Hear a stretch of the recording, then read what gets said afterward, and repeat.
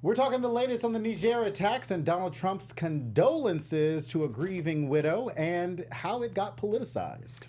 5 former presidents get together, and 2 of them talk shit about Trump without saying his name. And Hellbent podcast, Devon is here to discuss the DNC's latest shakeup and what it's going to take for Democrats to win in 2018 and beyond. Alert the daycare staff, Chelsea. It's Tuesday, October 24th. All that and more. Welcome to the Political Beat.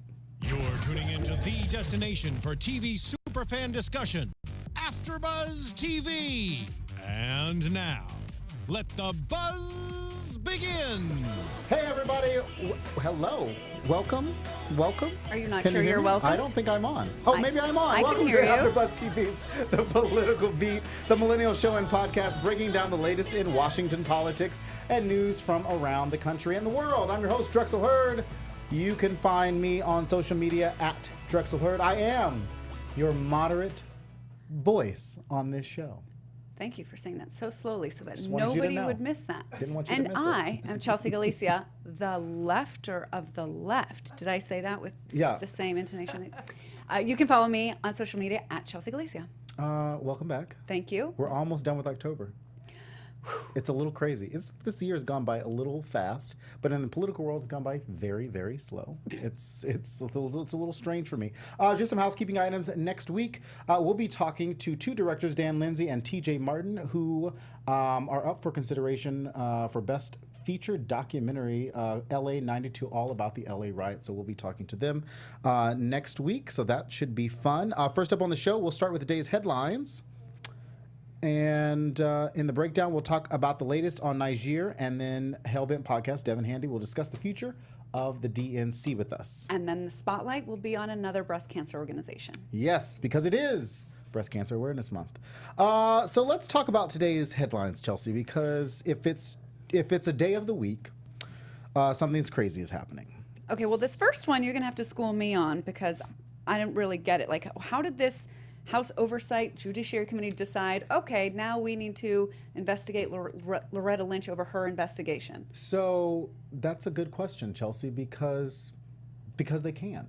That's pretty much how it happened. House Oversight and Judiciary Committees launched a joint investigation, although I read somewhere they called it multi-committee, and I was like, it's only 2, so it's only joint, into the DOJ handling of the Clinton emails during the 2016 election. The investigation is likely to give the Republicans the chance to subpoena FBI Director James Comey again, and Loretta Lynch, which they have been itching to do for a little while now. They probably will want to bring them in so they can question them about other things, right, and then make them look bad, and then try to make them not credible witnesses as we get into this Mueller investigation as this continues to heat up. It's odd to me that the 2 committees have looked into Benghazi forever and spent quite a bit of money doing that, and have yet to look into or call investigations into Niger, which we're going to talk about in a little bit. So it's clear to me that this is just Something's a distraction for everything that's ongoing in the Russia investigation. And then, welcome news, I think. Jeff Flake says sayonara. Yeah, but he's still got a whole year. So Jeff Flake is a junior senator from Arizona. He's not going to be running for re-election next year. But he's still got a year and a half left. So it's just going to be a matter of how much damage he would like to do to this president. I can't wait to find out. Him and Bob Corker are out there doing some damage out there.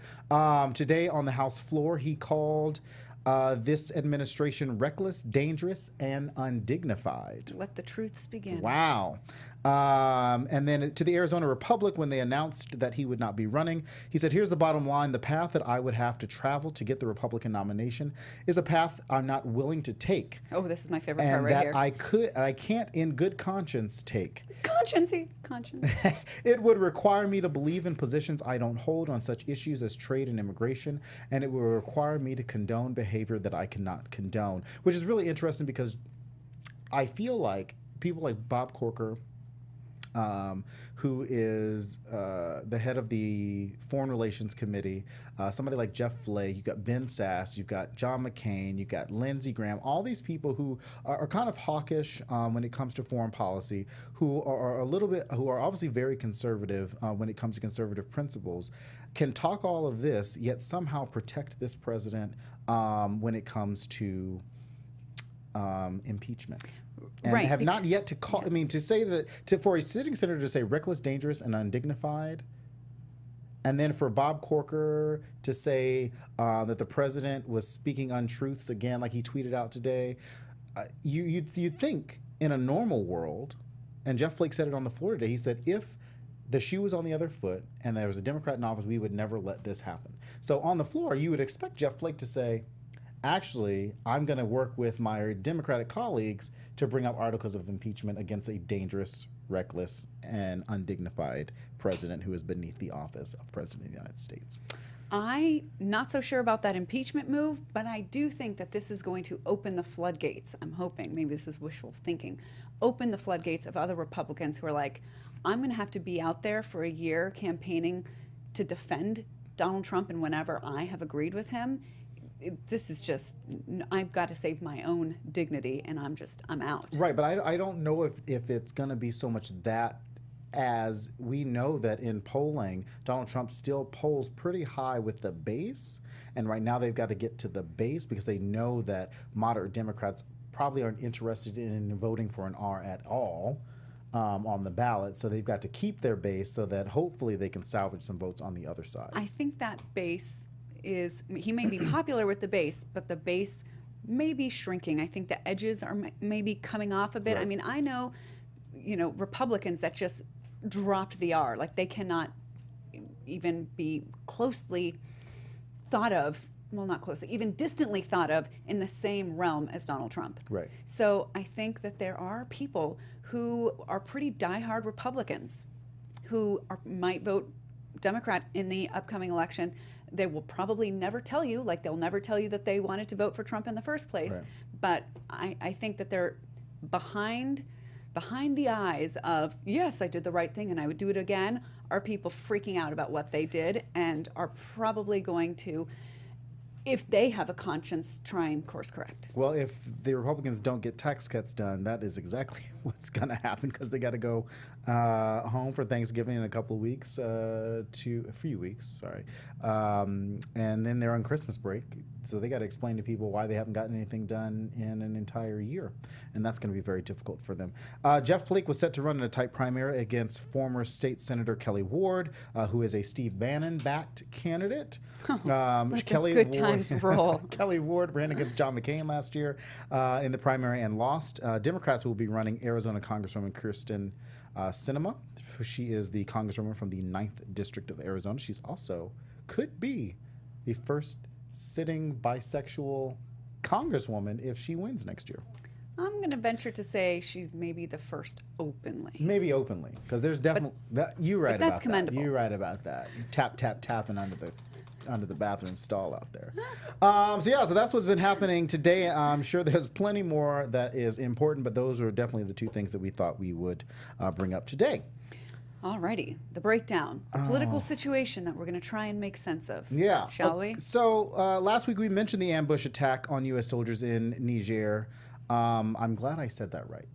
Earlier, I was asking them, how do you say it? Like, just to be sure. And then what came to mind was, it's not Niger, it's Benghazi. It's Benghazi times 2, killing 4 American soldiers. We didn't really get into and much. 5 African soldiers. Yeah, too. 5 Nigerian soldiers. We didn't talk about it last week because we didn't have a lot of information. It all came out pretty fast, and we don't want to. When you get into these, we only do the show once a week, and when you get into these type of podcasts and these type of shows, it's very hard to say something because then the next week that more information is going to come out. So we definitely don't want to give you guys. You don't want to just say one sentence and say that happened, but we really have no idea what else there is to say about it because answers aren't forthcoming. Yeah.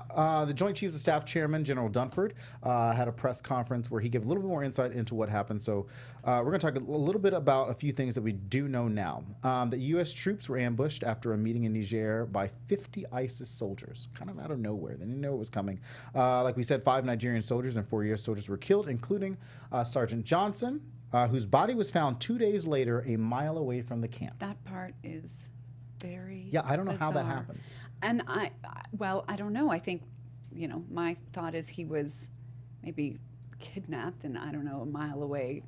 Could you imagine, and I don't know what obviously there's a little bit more classified information as to how it happened. I'm sure they know how it happened, but they don't want to tell anybody because they would freak everybody out, including soldiers that are overseas, because we do have 1,000 troops in Niger. We had 1,000 troops in Niger that U.S. congressmen. Right. I was going to people say didn't this even is know. news to us, and it's news to Congress. They're like, what? John Even McCain, no clue. those on the committee that should probably know about this stuff had no idea that there were even a couple of troops there, let alone 1,000, which is about a third of what's in Afghanistan. Right. I kind of wrote down in the notes, I was like, who ordered the troops there? Was it Obama? Was it Trump? If Obama had ordered the troops there, Donald Trump would have said something about it. So we know that this came from within this current administration. That is some very good detective work. You would have been like, I try. I wrote it and then I thought about it and I was like, well, of course Donald Trump would blame President Obama if he had ordered those troops in Niger. But how much do you think that the American people need to know about when we send troops overseas? How much? I would like to know a lot. I'd like to know every time. But I also understand that that might not be in the best interest of our safety and the safety of the troops. But I would expect, I'm going to even call it demand, that at least our representatives know. Senators and congressmen, I'd like all of them to know, or at the very least, the people on the committee. The fact that nobody knew is really, really upsetting. And why is it that Republicans have not made a bigger deal about this? Like, I would think, had Barack Obama not told Congress that he was sending troops overseas, I would think that Republicans would be up in arms. Would raise hell. We are paying for this, Right, and we right, don't right. even know what's going It's on. wasteful spending, blah, blah, blah, blah, blah. Troops aren't being supported, blah, blah, blah, blah. That's what they would say. It's crazy. But what's even crazier about this, the Republicans not only have Republicans not talked about reasons why the president has not notified Congress, or at least congressional committees, that he's got troops overseas, is Republicans love the idea of making the military the political pawn in stuff, except for when it comes to black and brown soldiers. Explain. We saw the president last year during the campaign go after Captain Khan. Okay. We just saw him last week go after the family of Maisha Johnson, Sergeant Johnson's wife. Or actually, he didn't go after Sergeant Johnson's wife. He went after Frederica Wilson, who's the congresswoman from Florida, who was sitting on a call. Well, this is what surprised me. At first, I thought she was sitting on a call like she was in D.C. in her office, Right. on the phone, like as a third party listening in. And come to find out, she was in the car. And they were on speakerphone. Right. So, But you know who else was on that call? John Kelly. John Kelly was on that call with Donald Trump after coming out there and saying, oh, well, these are sacred calls, blah, blah, blah, blah. Now, I don't know why, when he was having that press conference last week, why a reporter didn't ask him, but you were on that call. And why did you feel the need to be on that call if you weren't trying to do anything but make sure the president didn't say anything stupid? But then he did say something stupid. Somebody called it out, and now you have to kind of back it up. and I cannot imagine that the support among military families is strong for Trump, because I believe, if I understand the numbers correctly, it was very strong for him, that families of people who are abroad can feel good about Trump because they know that if something happens to the member of their family, they're going to get a call saying, well, you know what, he was shit out of luck because he knew what he was doing and he decided to go. Well, so, you too would bad. think that, and that's why I kind of brought up the black and brown comment too, because Donald Trump, on a campaign stop a long time ago, had promised $25,000 to a Gold Star family who had just lost their son, and he paid them. After this is like October 18th, after the Washington Post was like, where did that money go? And then you look at the date of the check, and it was the date that the Washington Post called it out after months thanks later. for the money, but can we at least just give respect? Right, but the point is that he would never have done that. Like, he didn't offer that money to Sergeant Johnson's wife. He didn't offer that money to Captain Khan's family. He just kind of attacked them and said, no, I didn't do that, and no, kind of went on his Donald Trump way. So I think that if, to your point, I'm sure it makes, Black, brown, Muslim, Jew, like all of these soldiers out there, families, a little bit less interested in supporting this president. I mean, can you imagine? I mean, you were a military kid. Imagine how do you think that you would still feel? I mean, I guess I try and put yourself in your former Republican shoes as a military kid, and imagine that Trump has said this to a very pregnant widow of a soldier who died by, you can only imagine, under horrifying circumstances. Right. It's interesting because I had to look at it from what he said, and not to look at it like that. What he said versus how he said it are very different. Because if you do say to somebody, like, obviously, if General Kelly had gotten out there and Donald Trump had never said the words, he knew what he signed up for. Any military family understands that piece. Any first responders family understands that. Well, actually, I heard somebody argue with that point, that there are military recruiters that tell people, well, you're not really going to go into combat. You're not going to go anywhere dangerous. This is just a good way to pay for your education. So some of them may not actually know what they're signing up for. But I think that after 14 years of war, the chances of them not knowing is pretty slim to none. People can be deceived, as we can attest to by this, especially last middle election. America. So I don't know I that. think that they like when we do that. What's that? When we're like, yeah, especially Middle America. No, I'm saying the soldiers from Middle America. I'm sure they don't. They're not. They're looking at how to serve the country, and they're not thinking about the consequences of what that could be. And because they're, especially when they're hurting and somebody's telling you that you're going to get a bonus, somebody's telling you that you're going to get your family's going to be kind of taken care of, and then you're going to get this education stuff on the other side. What they don't tell them is, once you come back, the VA's, in a shithole, and they're not going to be able to take care of you, and who knows what could happen to you, and there's not enough money to take care of your family. So.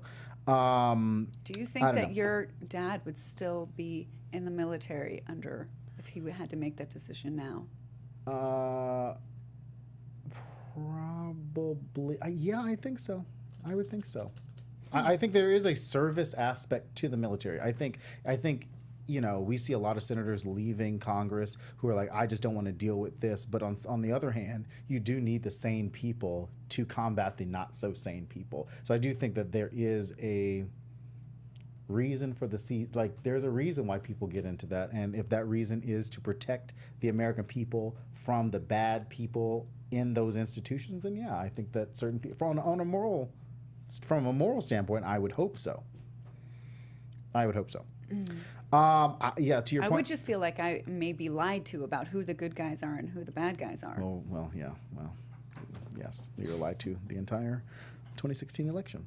Like, to your point, this is the new Benghazi. I believe so. Jason Chaffetz tweeted that the Government Oversight Committee should be investigating this, but then they decided to investigate some more emails. I don't know. It's weird. I can't believe I agree with Jason Chaffetz. Yeah, well, me neither. I almost retweeted. I almost retweeted. I just liked it so that it wouldn't show up in my newsfeed on Twitter.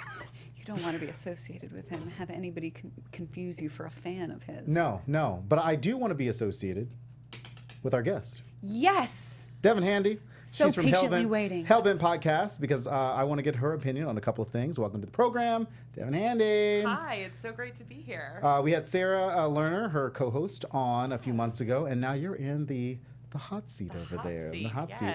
You guys can catch episodes of Hellbent podcast Mondays and Thursdays. So let's talk about the former President's Club. Yes. President Obama and Bush 43 took a swipe at Trumpism without calling Trump or the ism by name. Right. What do you think of them breaking that code of silence? Well, I think, first of all, as the young people call it, that was a really good subtweet. Like, really, really masterfully done, right? Throwing shade at somebody without ever saying their name, well done. I think that as a former president, you have a duty to stay respectful of the sitting president, but I also think you have a duty to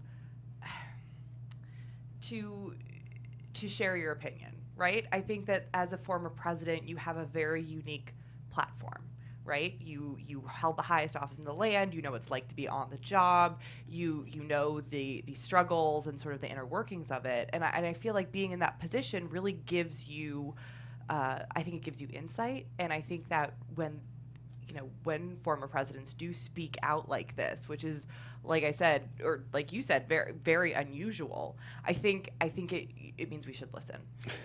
Do you think that more people will listen to the criticism because it comes from them as opposed to John McCain, let's say? Well, that's a really good question. I mean, I think there are a lot of George W. Bush lovers out there.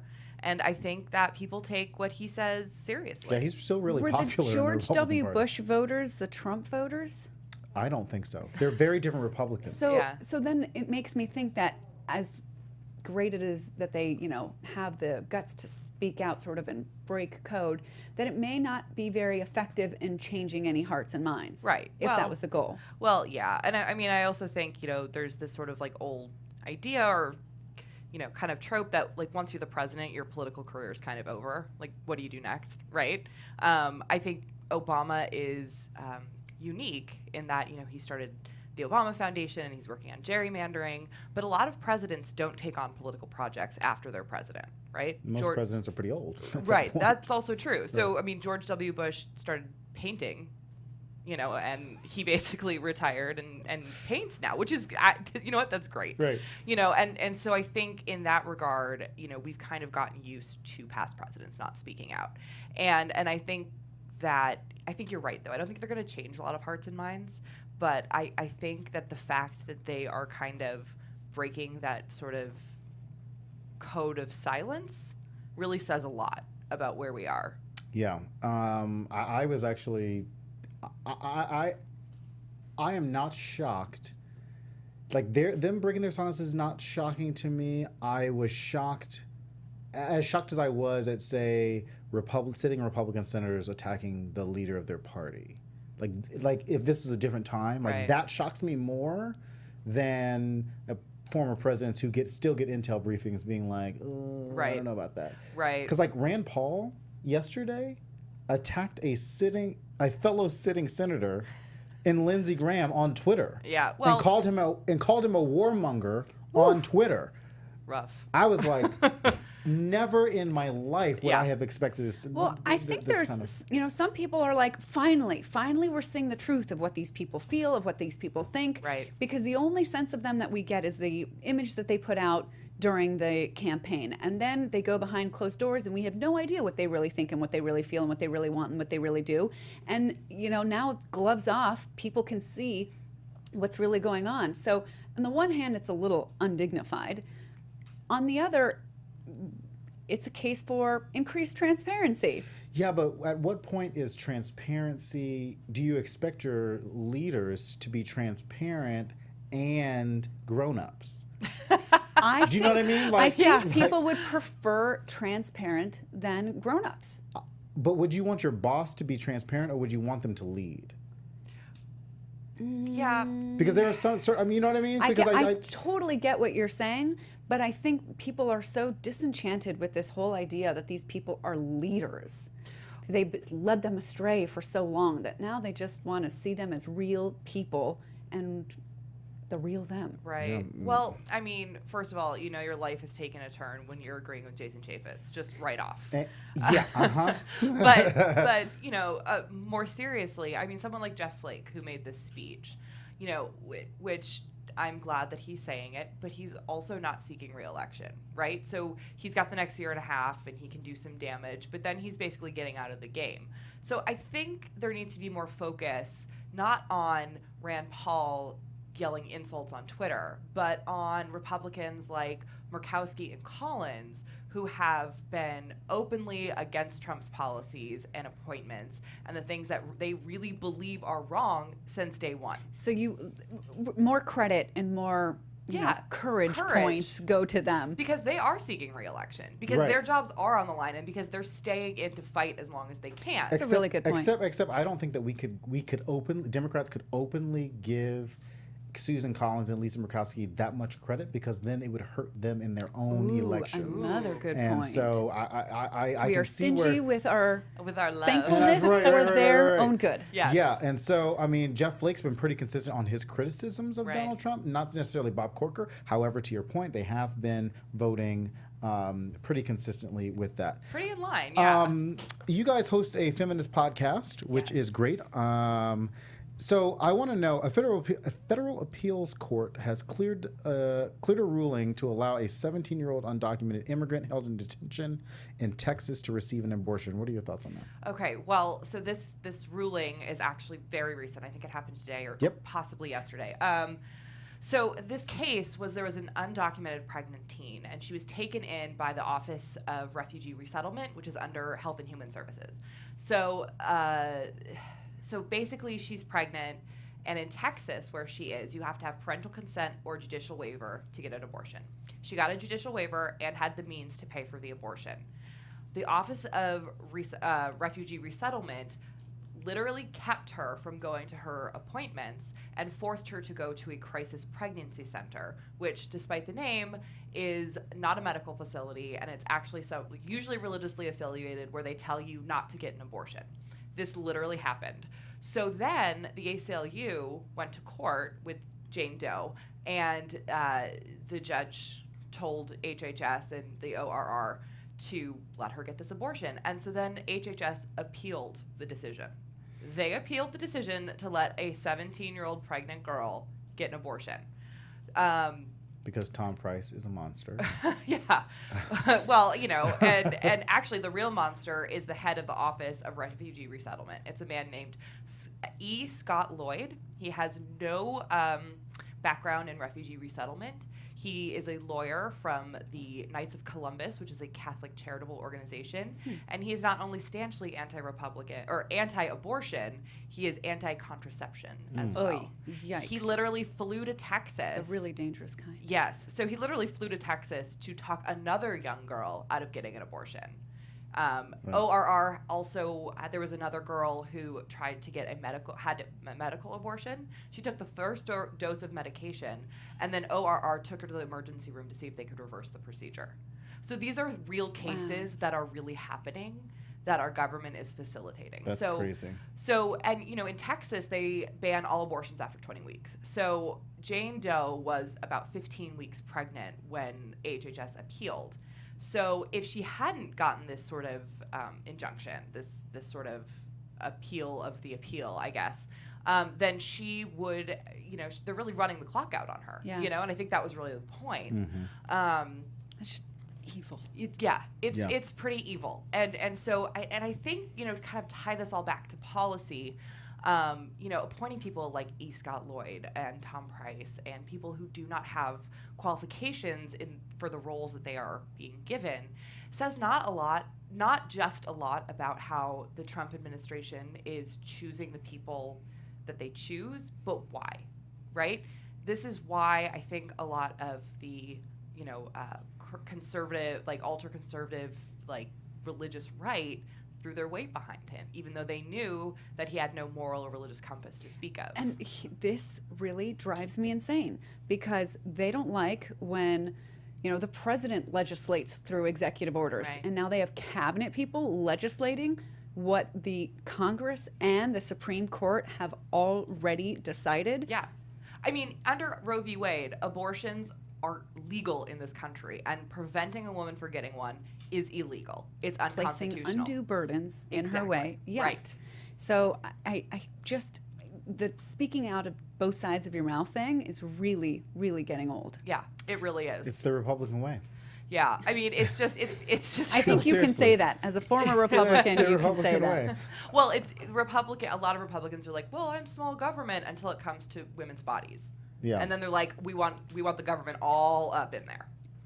Yeah, we talk a lot on this show about Republicans not being pro-life. They're anti-choice. Republicans are definitely not pro-life. Yeah, I do not like that verbiage at all. Yeah, and I think at some point Democrats have to take it back, like they took like they took foreign policy Right. and being able to conduct foreign policy in a strong way like Barack Obama did, or Barack Obama was diplomatic on some issues, but he also could drop some drones on people, and I They think dropped a lot. 7 what I countries mean? that were dropping. But I mean, bombs on it. like that was a Republican way of thinking and doing foreign policy, and I think Republicans were a little upset that Democrats took that one issue that they were very strong on and turned it upside down and took it for their own. And I think Democrats have got to start doing that on the pro-life issue. Speaking of Democrats, one day we're good.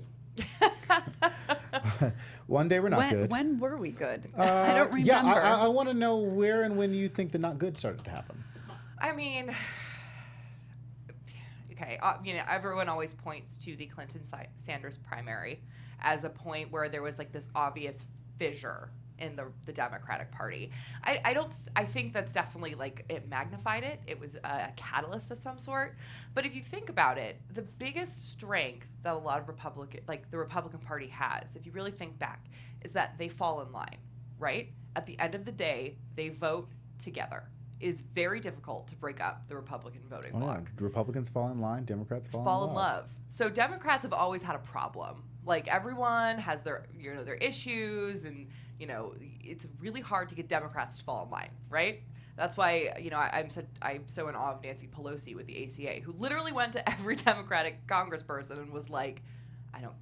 Forget your thoughts, forget your feelings. You're going to vote for this. You're going to tell the press you liked it, and you can scream into your pillow later. So I think that that's been something that the Democratic Party has always struggled with. So when it comes to what happened with the Sanders-Clinton primary and Debbie Wasserman Schultz and even Donna Brazile to some extent, I think people are very distrustful. And I think I think Debbie Wasserman Schultz was not a good figure for the Democratic Barack Party. Obama had been trying to get rid of her for a long time. Yeah. And then they just wouldn't let it happen. Right.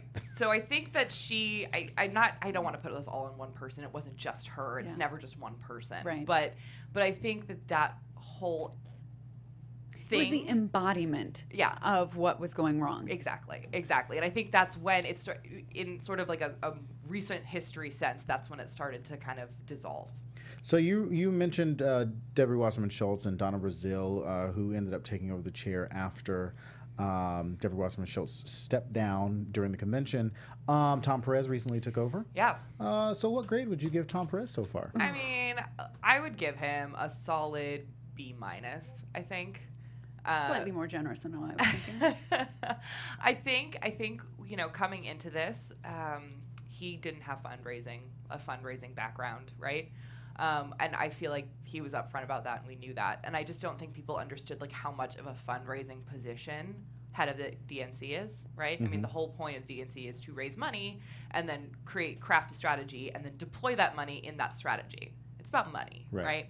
And I think that people want to think that the DNC is somehow above that, but they are not. That's what it's about. So, and Chelsea and I talk about, Chelsea brings up money a lot. We talk about money when it's relevant. So DNC Always. Always Follow the money. It's always so relevant. with that said, Yeah. to compete, and I talk about this a lot, to compete with the Republicans, it's like I understand the need for grassroots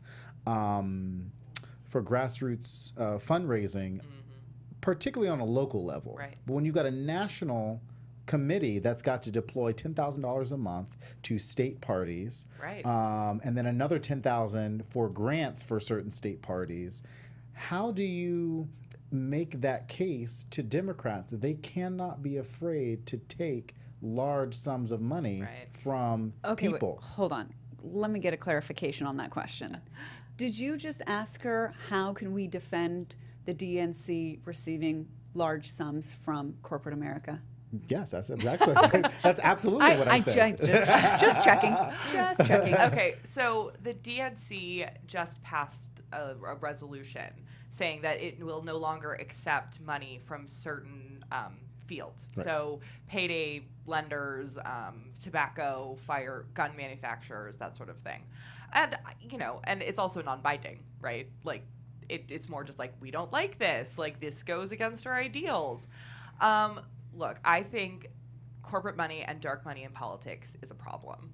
I think that Citizens United was the single worst Supreme Court decision that's come. Well, okay, it's not, but it's up there. let's not get get ridiculous. Top 5. Yeah, top 5. It's awful. I think that dark money, especially in politics, is a road that we should not travel down.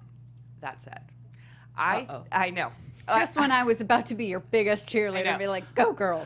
But not to that point specifically. But politics and money are intertwined, and you can either like that fact or you cannot. You can think the DNC is above it, or you cannot. You can realize that the RNC is out fundraising us by, twice as much, 3 times as much some months, and you can deal with that or not. But the fact of the matter is that to run these campaigns, to win elections, you need money. And where that money comes from is up for debate, obviously. And I think that it is important to vet where the money comes from. I think that just because a corporation gives it does not automatically make it blood money or unusable money. Well, that was Scalia's logic. Yes, it was. Let me use logic with air quotes in the Citizens United case. Right, but that's logic. That's intent versus reality, right? And I think even when he made that argument, he knew that the reality was going to be something different. You can make an academic argument on paper and still know that in the real world it's not going to play out like that. Right. I want to talk about the DNC shakeup that just happened. So Tom Perez all but cleared out quite a few Sanders-backed committee members and replaced them. Those people included Ray Buckley, who was actually on this show a few months ago, actually. He's the New Hampshire Democratic chairman. He actually ran for DNC chairman. James Zogby, who is the president of the Arab American Institute. Alice Germond, who is the party's longtime former secretary. And Barbara Sapirstein, who was tossed from the executive committee. I think it was her that the DNC tried to call a millennial and use that as a reason to justify, the diversity thing about these new people, except it turns out that she's like 58 years old. So some of these claims of we're trying to diversify and unify are a little funny to me. Although I will say that from what I understand, Tom Perez replaced her with a black transgender female committee member, so I can't be mad at that. What do you think of this, and how does that unify the party? Okay, I mean, that's a great question. That's why I write them. Yeah, right. Well, obviously, it's making a lot of people mad. It's pissing a lot of people off, right? And I think that Tom Perez, if I'm giving him the benefit of the doubt here, I'm hoping that he was just ignorant of the optics of it. You are so generous. I am being very generous. Because, again, I think that the Republicans' biggest strength is the fact that they fall in line.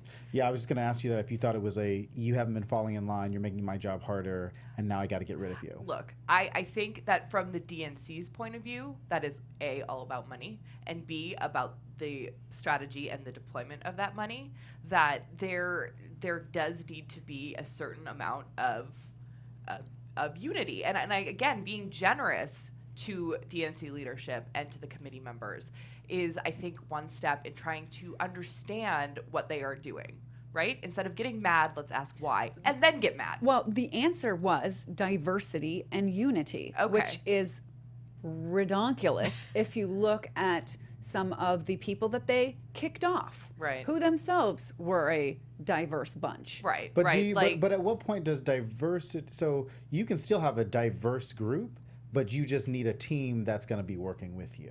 And I think that, listen, I like Ray Buckley. He was on the show. He ran against Tom and Keith during the chairs race. If you've got a group of people, like we would not, as managers, as people who kind of have jobs where we lead people, we would certainly not want people on our team who made our job harder, regardless of what the optics is. Right. I think that Tom Perez probably should have held some sort of press conference and Right. said, hey, we're just shaking things up a little bit because some things aren't working. We're going to switch some committees up, and that's going to be I That think would he's have trying blown to- up in his face. I think but doing that's why- but doing it secretly Also makes blows it up in his face. worse. So I'd much rather him come out and say, here's And then my take the heat. here's my strategy, here's what I'm doing, take the heat, and then come back and people can say, well, he said it. Right. And that's what he said he was going to do. So I think that to that point, he's running it like a business, right? He's trying to get the smoothest operation he can. He's also kicked out people that I don't think he should have, like Simone Sanders and Donna Brazile. And, you know, the optics of that, of throwing two prominent black Democrats out of their positions. Like, 94% of black women voted for Clinton. Right. Like, let's be very clear about who Right. is and is not our base right now. So obviously he's not making, like, you know, all of the decisions that I would make, Right. that I would make. But I'm not the head of the DNC. Right.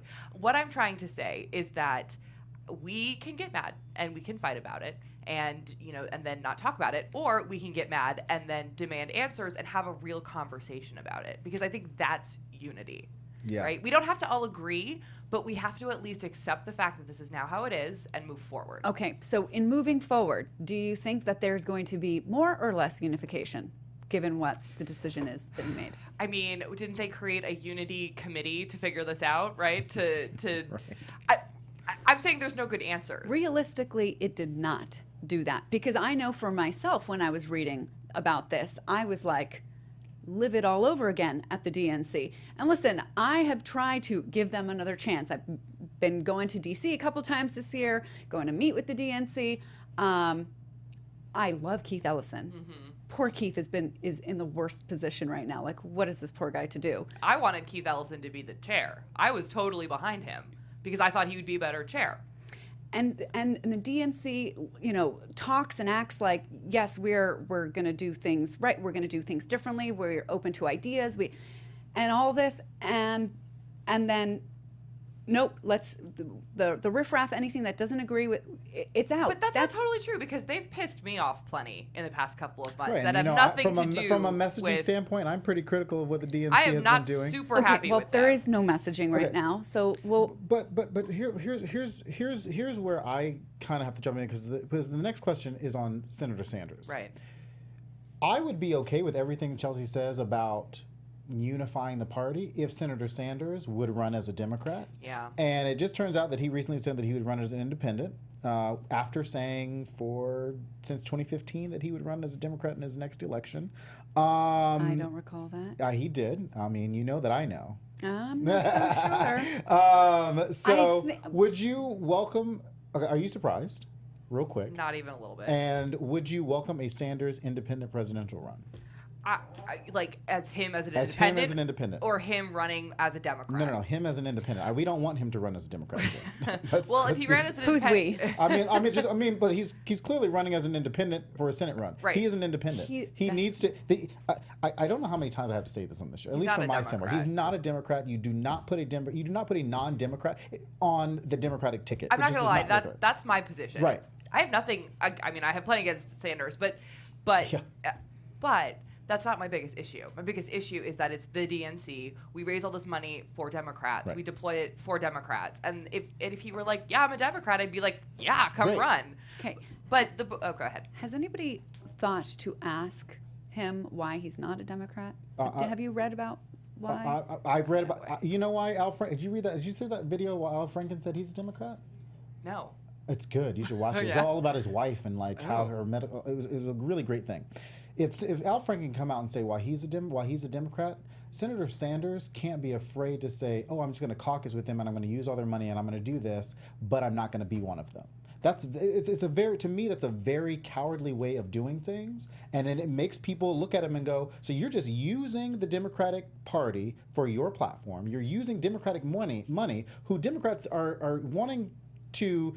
You know, yes, Democrats use your vote. Yeah, absolutely. But you're voting your if you're voting your conscience anyway, then you're probably going to vote for the Democratic policies And that you believe had in. he run as an independent and done as well as he did, and split the Democratic vote, That's the you would system. be but just but as that's livid. but that's the system that's designed. And we talk about this all the time. We talk about the fact that the electoral college system is not designed for a third-party run. However, all Senator Sanders has to do is just become a Democrat. Well, Well, and I'll tell you, in speaking to somebody, I'm not going to name names, very close to him. He will become a Democrat when Democrats behave the way Democrats say they you mean the way are that going Senator to. Sanders wants them No, to no, behave. no. But anyway, I will say that the whole establishment versus progressive debate needs to end. yeah, it's now. pretty stupid. Okay, so how do you reconcile it, though? I'm not sure, but being called an establishment shill Yeah. is not super fun. Yeah, I mean, I don't think that we can throw it under the rug. I mean, let's address it, let's come up with an answer, and Right. then move on. But to squelch the conversation is not going to do anybody any favors. The last point is, at the end of the day, Democrats got to run the party just like Democrats got to run the party. That's kind of my and point. how to well Tom has that Perez. been working? Listen, Barack Obama won back-to-back terms. Democrats have been doing pretty good, and if it weren't for gerrymandering, we'd probably be in the majority right now. Yeah, I mean, Hillary Clinton did win 4 million And she more did votes. exactly. So But it shouldn't have been that close. it wasn't even that close. So 4 million votes is that the system is designed to do that. I'm also not gonna lie. I don't know. I think we do live in a little bit of a liberal bubble here. Most of my family is from rural Michigan, and I think that it was always that close. Well, we're gonna leave it right there. Always. Thank you so much for being Always. here. Thanks for coming on today. Love your bold statements. Just really quickly, before we go, we do want to spotlight the Strength for Life New York. That's our pick for breast cancer this week. They are educating and helping cancer patients learn how to exercise to help facilitate their fun. recovery. It's fun. They're based out of New York, and so check them out at strengthforlife.org for more information. Don't forget to check out The Walking Dead and Star Trek After Show on Sundays. Get the latest on what you missed during the week at AfterBuzz. With AfterBuzz Weekly on Fridays. Be sure to follow AfterBuzz TV on all social media. Thanks to Hellbent Podcast, Devon Handy, for joining us.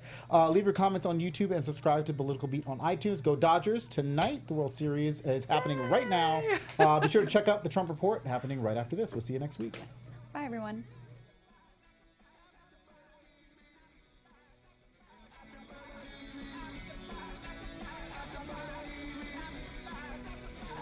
From executive producers Maria Menounos, Keven Undergaro, Phil Svitek, and the entire AfterBuzz TV staff, we would like to thank you for listening to the AfterBuzz TV network. To watch or listen to other after shows and post comments or questions, be sure to visit AfterBuzzTV.com. I'm Sir Richard Wentworth, and this has been a presentation of AfterBuzz TV. See you later. The views expressed herein are those of the hosts only and do not necessarily reflect the views of AfterBuzz TV or its owners or principals.